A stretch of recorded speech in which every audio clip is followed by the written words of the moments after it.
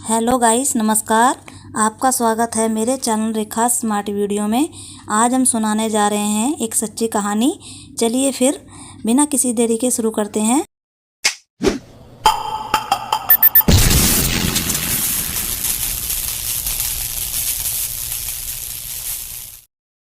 एक समय की बात है, काफ़ी साल पुरानी। एक दिल्ली शहर में एक परिवार रहता था। रहने वाले तो हरिद्वार की तरफ के थे, पर मेहनत मजदूरी करके उन्होंने अपना घर दिल्ली शहर में खरीदा। परिवार में 5 जने थे, मम्मी पापा 3 बच्चे, 2 बेटी 1 बेटा। बेटा तो 1 साल का ही था। काफ़ी खुश थे वो अपने परिवार में। दुख सुख तो छोटे मोटे चलते ही रहते हैं, पर अचानक क्या हुआ, उनकी माँ की यानी के पत्नी की तबीयत खराब रहने लगी। बेटा तो माँ का दूध ही पीता था, काफ़ी छोटा था। उसको उसके पति ने डॉक्टर को दिखाया। डॉक्टर ने दवाई दे दी, आराम पड़ जाता था। फिर अचानक दोबारा तबीयत खराब हुई। पत्नी के पेट में दर्द उठ जाता था। ऐसे ही चलता रहा काफ़ी दिनों तक। फिर एक दिन काफ़ी तबीयत बिगड़ गई। पत्नी के मुंह से खून आने लगे उल्टी के द्वारा। पति और बच्चे काफ़ी घबरा गए।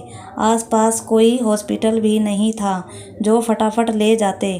फिर उसके पति ने गाड़ी करी और पत्नी को उसके पीहर ले गया। पत्नी के घर वालों ने दिल्ली के बड़े अस्पताल में एडमिट कर दिया। फिर पत्नी के सारे टेस्ट चेकअप करवाए।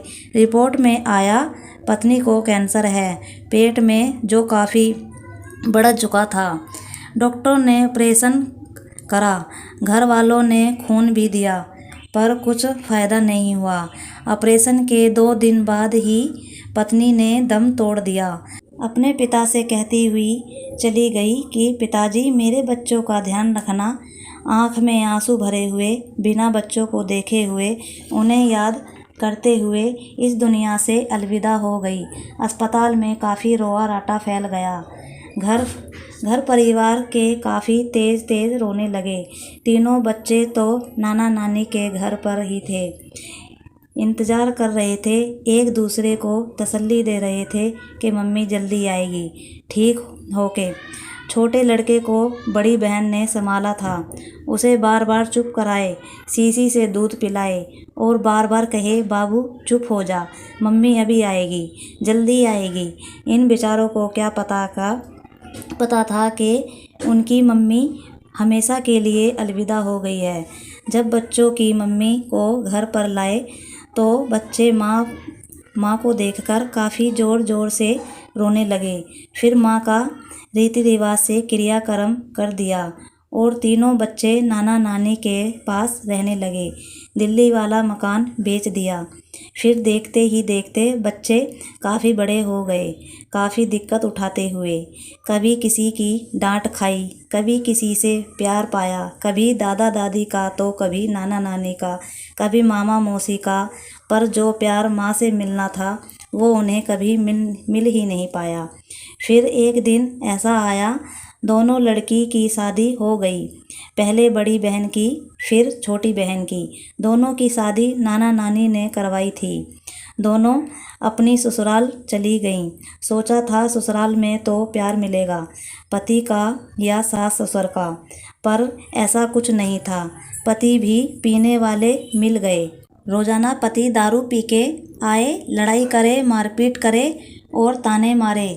ससुराल वाले भी बेटे को देखकर फ़ायदा उठाएं, बहू की कोई इज्जत ना करें, तंग करें, हर तरह के ताने मारें। बहू ने बहुत कोशिश की सबके दिल में जगह बनाने की, पर बना ना पाई।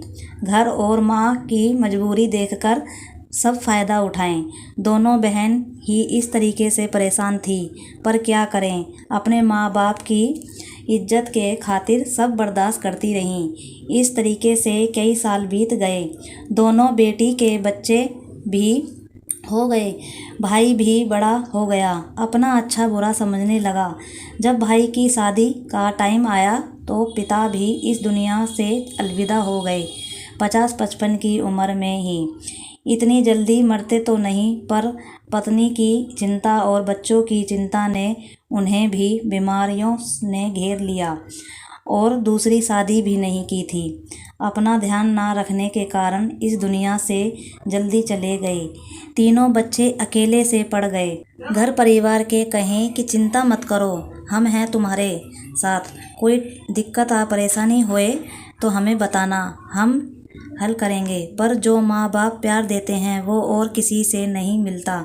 जो कमी माँ बाप पूरी करते हैं वो और कोई नहीं कर सकता। प्यार तो सब करते ही हैं, पर अपने बच्चों की तरह कोई नहीं करता। माँ बाप की बगैर कोई उनकी ज़रूरत पूरी नहीं कर सकता, कोई उनका दुख नहीं समझ सकता। भगवान कुछ दे या ना दे, मगर माँ बाप के बिना ज़िंदगी ना दे। दोस्तों, कहानी तो बहुत लंबी है, पर मैंने आपको छोटी सी सुनाई है वीडियो लंबी होने के कारण। दोस्तों, अगर किसी की माँ नहीं है या दोनों नहीं हैं तो उन बच्चों का दुख समझें, उनकी हेल्प करें। अगर उनको खुश नहीं रख सकते तो उनको कष्ट भी ना दें। अगर तुम अच्छा नहीं कर सकते तो बुरा भी नहीं करना। पता नहीं इस दुनिया में कितने लोग ऐसे होंगे जो इस दुख से बीते हुए होंगे, अपने माँ बाप के बगैर ज़िंदगी बिताते हैं। उन सब के लिए मैं प्रार्थना करती हूँ कि कृपा करके उनको भी ऐसा ही प्यार करो जैसा अपने बच्चे को चाहते हो, क्योंकि जैसी उन पर बीतती है और कोई नहीं समझ सकता। ये एक सच्ची कहानी थी जो मैंने आपको सुनाई। अगर इस कहानी में मैंने कुछ गलत बोला हो तो मुझे माफ़ कर देना। हमारी पूरी वीडियो सुनने के लिए धन्यवाद।